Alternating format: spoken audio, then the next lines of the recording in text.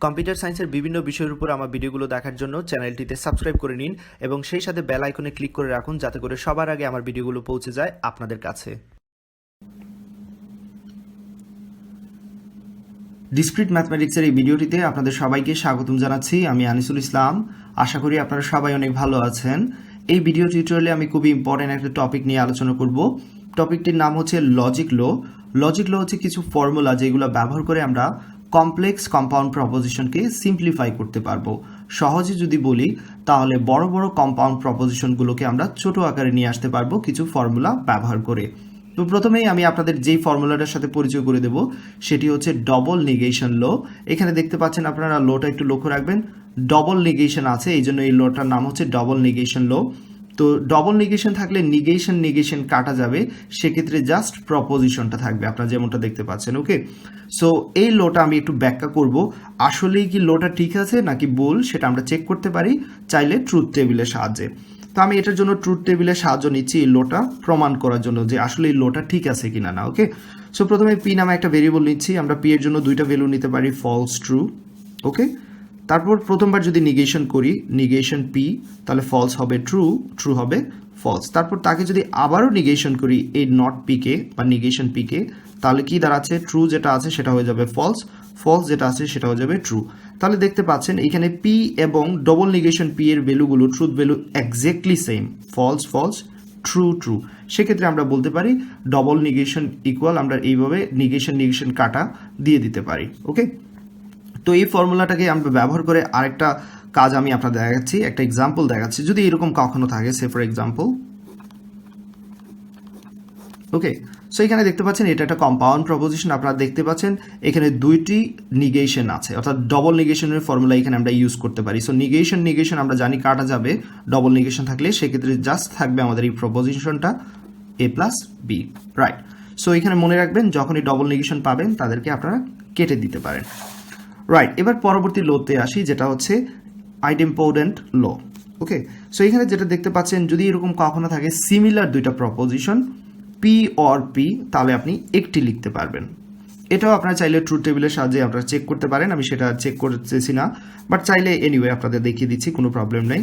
মনে করেন একটা ট্রুথ টেবিলে একটা ভেরিয়েবল নিলাম পি, তার জন্য আমরা দুইটা ভ্যালু ধরতে পারি ফলস ট্রু।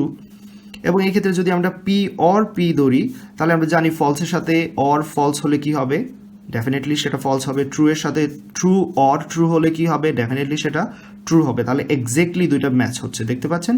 সেক্ষেত্রে আমরা বলতে পারি যদি এক্স্যাক্টলি সিমিলার টাইপের অনেকগুলো থাকে, দুইটি কেন অনেকগুলো যদি থাকে, সেক্ষেত্রে তাদের অর ইকুয়াল হবে একটি। ওকে, এইখানে এক্স্যাক্টলি আরেকটা আছে, দেখতে পাচ্ছেন পি অ্যান্ড পি। যদি এরকম থাকে P and P and P, 100টাও যদি অ্যান্ড থাকে সিমিলার টাইপের, তাহলে আমরা তাদের পরিবর্তে একটা লিখতে পারবো। এটা হচ্ছে আইডেম্পোটেন্ট ল, লক্ষ্য রাখবেন। তো এটা ইউজ করে আমি একটা কম্পাউন্ড প্রপোজিশনের একটা এক্সাম্পল আপনাদের দেখাচ্ছি। যদি কখনো এরকম থাকে BC and BC and BC, তো সবগুলো সিমিলার তাই না, সেক্ষেত্রে আমরা লিখতে পারবো একটি। তো 100টা থাকলেও আমরা সেক্ষেত্রে একটি লিখতে পারবো, লক্ষ্য রাখবেন। ওকে, ফাইন। নেক্সট লোতে আমরা যাচ্ছি, তাহলে দুইটা লো আমরা চেক করলাম এখানে, ডবল নেগেশন লো, দেন আইডেম্পোটেন্ট লো। এবার আসি আইডেন্টিটি লোতে। সো আইডেন্টিটি লোটা আপনারা এখানে দেখতে পাচ্ছেন যদি কখনো এরকম থাকে পি অ্যান্ড টি, তাহলে কি হবে, টি ফর ট্রু, লক্ষ্য রাখবেন। তো এখানে লোগুলো আমি এইদিকে লিখতেছি, কি হবে সেটা আমি লিখতেছি, আপনারা একটু লক্ষ্য রাখবেন। এগুলো মুখস্থ করার দরকার নেই, জাস্ট একটু নামগুলো একটু মনে রাখার চেষ্টা করবেন, আস্তে আস্তে এমনিতেই অভ্যস্ত হয়ে যাবেন। সো এটা ইকুয়াল কি হবে আমরা এবার চেক করি। মনে করুন পি এর value false, false and true কি হবে, ডেফিনেটলি ফলস। আবার মনে করুন পি এর ভ্যালু যদি ট্রু হয়, সেক্ষেত্রে ট্রু অ্যান্ড ট্রু কি হবে, ডেফিনেটলি ট্রু। তাহলে এখানে আউটপুটটি নির্ভর করতেছে পি এর উপর, তাহলে আমরা এইটা ইকুয়াল লিখতে পারি কি, পি। এবার পরবর্তীটার দিকে লক্ষ্য রাখবেন, পি অর এফ। পি এর ভ্যালু কি হতে পারে আমরা জানি, দুইটি ভ্যালু হতে পারে, আইদার ট্রু অথবা ফলস।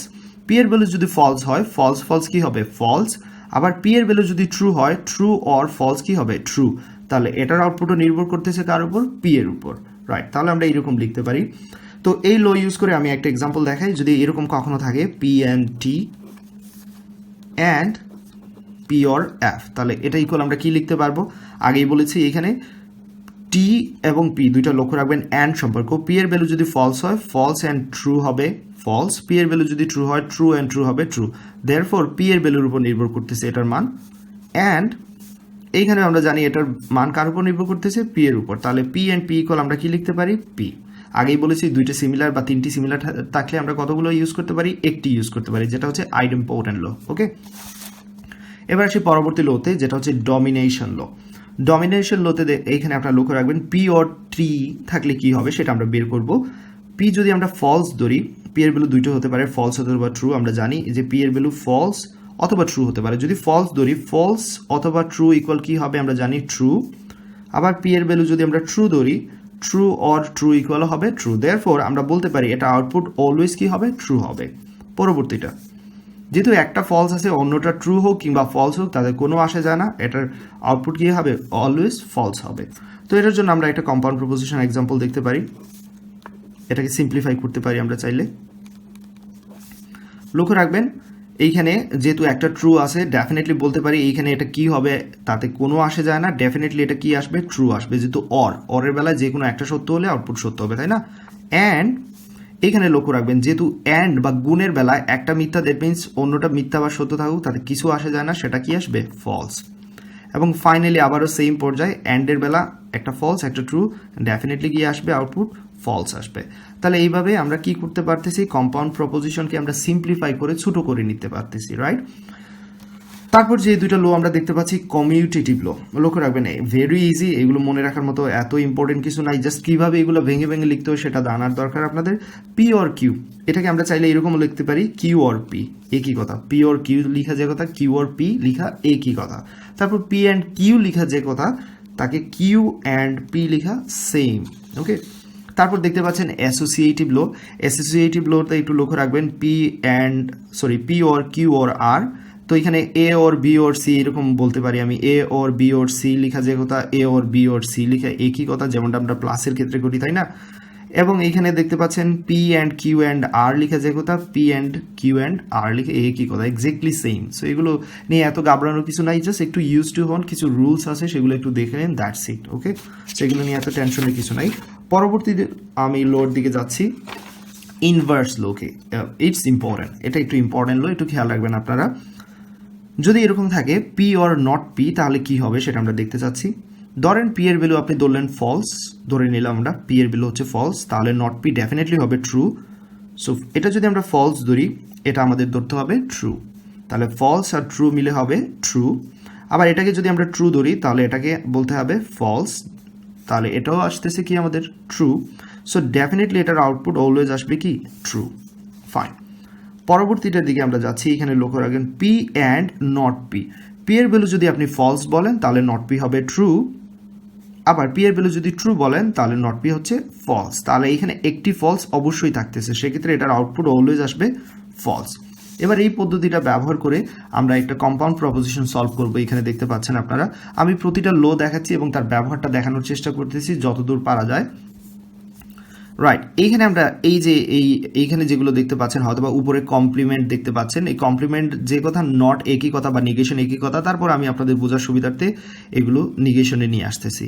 নিগেশন বি, তারপর আছে বি, তারপর negation C plus B, negation C আছে, তারপর সি, এটা আছে নিগেশন ডি, তারপর নিগেশন এ আছে, ডি এ, নিগেশন বি আছে, তারপরে এখানে দেখতে পাচ্ছেন নিগেশন এ, সি, ডি, নিগেশন ডি।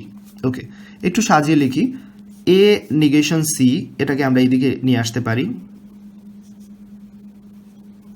তারপর এখানে কি আছে, বি, বি নিগেশন বা নিগেশন বি হোয়াটএভার, এবং তাদের মধ্যে কিন্তু অ্যান্ড সম্পর্ক, সেটা এখানে লক্ষ্য রাখতে হবে। গুণের ক্ষেত্রে কি হয়, অ্যান্ড হয়, আমরা কিন্তু এখানে গুণের সম্পর্কগুলো দিই নাই, একটা ভুল করেছি, যাই হোক সেটা কোনো প্রবলেম নাই। আর একটু লক্ষ্য রাখবেন গুণের ক্ষেত্রে কি হয়, আমি সেটা এখানে বলে দিচ্ছি আপনাদের, অ্যান্ড হয়।